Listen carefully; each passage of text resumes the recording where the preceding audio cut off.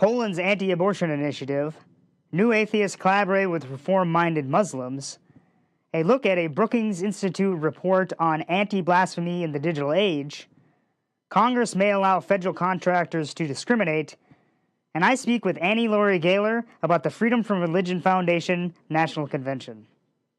Those are the headlines for the week of Saturday, October 15th, 2016.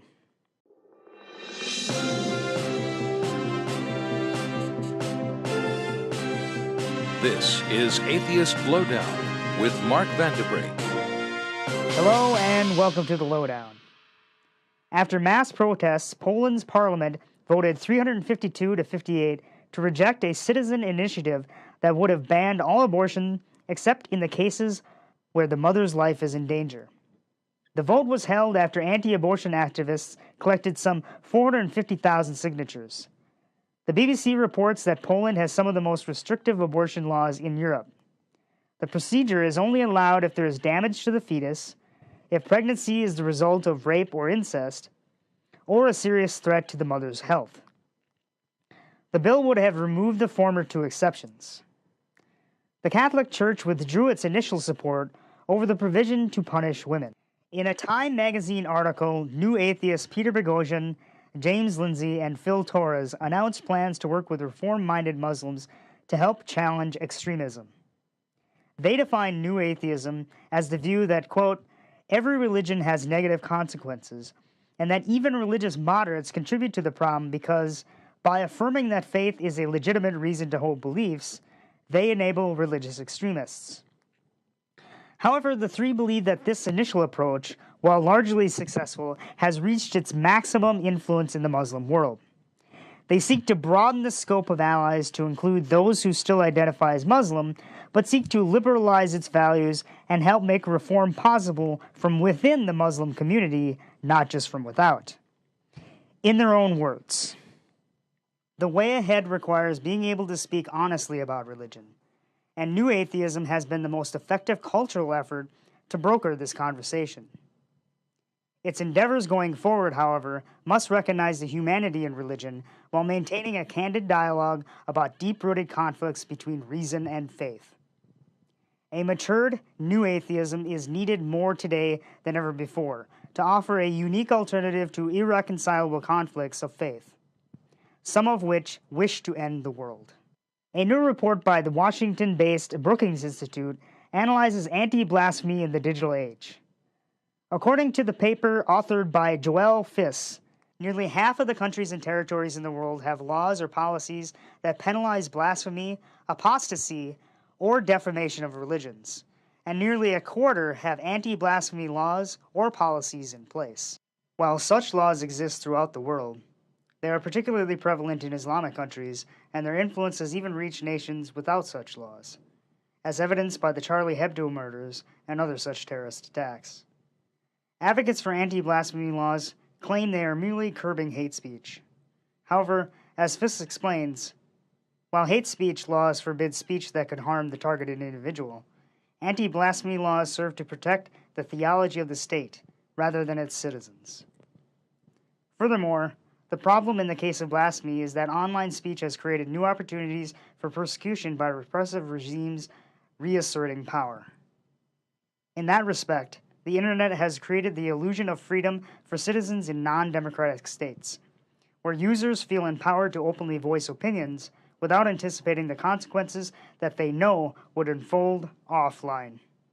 The House of Representatives version of the 2017 National Defense Authorization Act contains a provision that would, according to Americans United, quote, authorize taxpayer-funded discrimination in each and every federal contract and grant.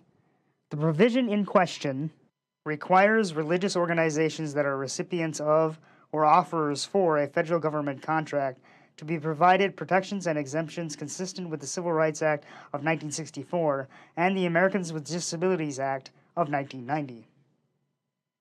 In a letter signed by 90 national civil rights, faith, LGBT, and reproductive rights groups, quote, the government should not fund discrimination and no taxpayer should be disqualified from a job under a federal contract or grant because he or she is the wrong religion. The act has yet to pass the Senate, and the president has threatened veto if the provision is not removed, saying, "The administration strongly objects to Section 1094, which would undermine important protections put in place by the president to ensure that federal contractors and subcontractors do not engage in discriminatory employment practices." The Freedom from Religion Foundation held its 39th annual national convention in Pittsburgh last weekend. Joining me to discuss how the convention went is free thought activist and author Annie-Laurie Gaylor. She is co-president of FFRF and co-host of Free Thought Radio. Annie-Laurie, welcome to the Atheist Lowdown. Thank you. A highlight of the convention was the coming out of a former conservative pastor and co-founder of the Clergy Project, a group which aims to provide support, community, and hope to current and former religious professionals who no longer hold supernatural beliefs. How was he received, and what did you take away from his talk? Well, the man that we only knew for years as Adam Mann came out of the closet and identified himself by his real name, Carter Warden, and he was one of the highlights of the conference. He was very well received, a fascinating talk, and then he and Dan Barker made a little music together. Carter had rewritten some hymns, and he also wrote, to make them free-thinking, and he also sang an original song. So he was sort of multi-dimensional, and it was very moving. And I heard many comments about how special that was. And we also had on hand Linda Lascola, Dan Dennett, and Dan Barker, all co-founders of the Clergy Project. The only original founder who wasn't there was Richard Dawkins. So there was a little chance Q&A with all of the other founders, except Dawkins, of course, and so that made it was a very nice, rounded story there to get the whole perspective of the Clergy Project. Was there any media presence there to cover the event? Yes. Oh, not for Carter, unfortunately. He had an ABC producer who was supposed to show up, and they had a disagreement about not filming Carter when he was telling his wife for the first time. Carter did not want to do that, and so then they did not attend.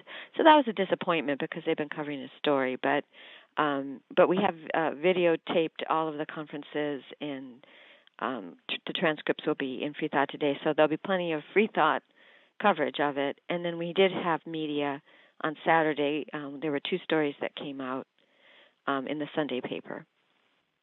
Okay, I look forward to seeing and reading about that. Susan Jacoby, Daniel Dennett, Jerry Coyne, and Lawrence Krauss were also in attendance. What were the messages that stood out for you? Well, our conference is always about a celebration of free thought, reason, and activism, and so we had represented all of that among our speakers. But Lawrence Krauss, Jerry Coyne were the science angle, and long lines for signing books for Lawrence Krauss, and Jerry Coyne's message is that in order to for us to save the world, we need to have humanism and reason and free thought, and so that science will be honored and climate change will be addressed. And then we did have lots of award recipients who were activists in other ways, and standouts were Marie Schaub, who was a local woman. She lives in the Pittsburgh area, and she's our plaintiff in our Ten Commandments lawsuit against a monument in front of her daughter's high school.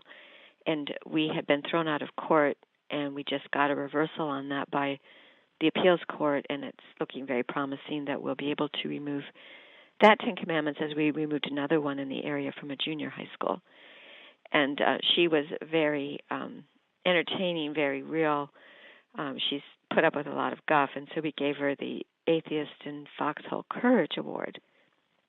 And then Bona Ahmad was the premier recipient of a new award that we're calling the Forward Award, which is based on a statue at the Wisconsin State Capitol that epitomizes our state motto, Forward. And it's designed to recognize people who move society forward. And, of course, Rafida Bona Ahmed was nearly killed. She was in critical condition for 3 months after surviving a machete attack that killed her husband, Avajit Roy. And they're Bangladeshi Americans, and she's working to save the lives of other endangered Bangladeshis. And she gave a very wonderful talk about the whole, not just her personal situation, but the theopolitics involved in all of this. And we had a Free Thought Heroine Award, Laurie Lebo, who wrote The Devil in Dover as the journalist who covered the intelligent design case. And she also talked about a secular near-death experience this summer.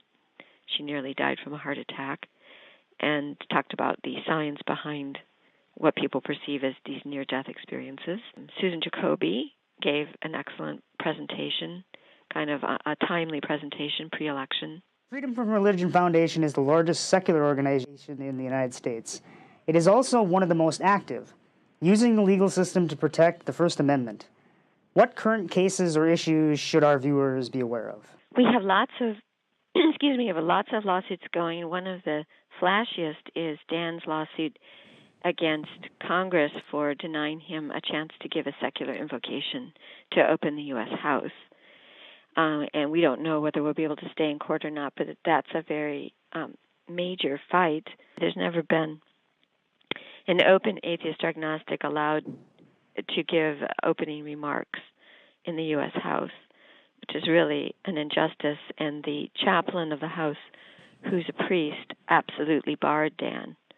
And we have it in writing, made all these insulting comments, couldn't really believe that Dan was for real when he wanted to give an invocation, delayed it for over a year in answering.